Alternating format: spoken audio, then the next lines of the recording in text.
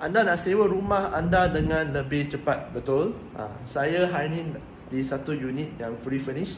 Saya nak tunjuk cara anda boleh sewa rumah anda dengan cepat. Ini dipanggil staging. Okay? Staging ni maksudnya saya tunjukkan lagi senang lah ya.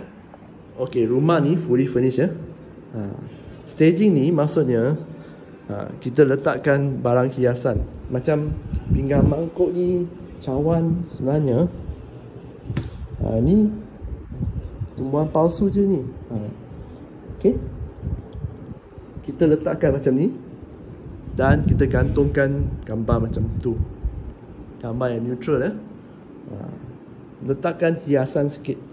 Dalam katil pun kita letak macam hiasan sini. Ni ada hiasan je. Ini adalah throw throw. Okay. Dan tu adalah tumbuhan hiasan lah, tumbuhan plastik lah. Okay, apa tujuan kita buat ni? Ini dipanggil staging. Lepas dah dapat penyewa, kita dah boleh ambil balik. Okay, kita tak perlu beri penyewa. Kita buat macam ni untuk beri penyewa satu gambaran apa yang mungkin, apa yang mereka boleh buat kalau sewa unit kami. Okay, sebagai tuan rumah, ini adalah salah satu strategi yang anda boleh buat untuk untuk menambat hati prospek. Jadi mereka boleh sewa.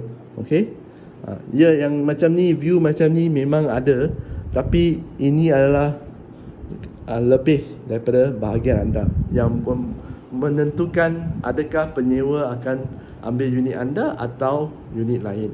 Okay, bila letak gambar macam tu, tolong jangan letak gambar manusia ke, gambar band, rock band yang anda suka ke, poster movie ke. Kita bukan cafe tau. Kita nak bagi orang sewa. Letak gambar neutral. Macam tumbuhan, memang okey.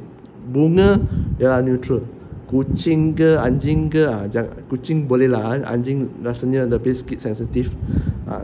Kalau nak letak binatang, letak yang binatang biasa, haiwan kesayangan biasa, macam anak pun boleh lah. Okey, Jangan sekali letak apa-apa yang anda suka. Ada yang saya nampak kan, mereka letak poster anime, lepas tu kat sini barang mainan anime semua. Kita bukan kafe ya.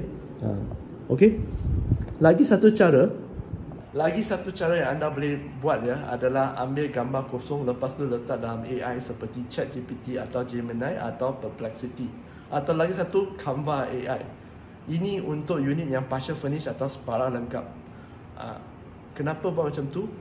Sebab kalau unit separa lengkap, semua sofa ni semua tak ada kan. You guna AI letak dan anda boleh memberi gambaran kepada prospek. Oh, ini caranya boleh buat hiasan rumah macam ni. Ini adalah caranya buat hiasan. Okey. Semoga ini membantu. Ada beri dua cara untuk buat staging. Dan saya Kenny dari Hikayat Tanah. Selamat melabur dan kita jumpa lagi di video akan datang. Bye.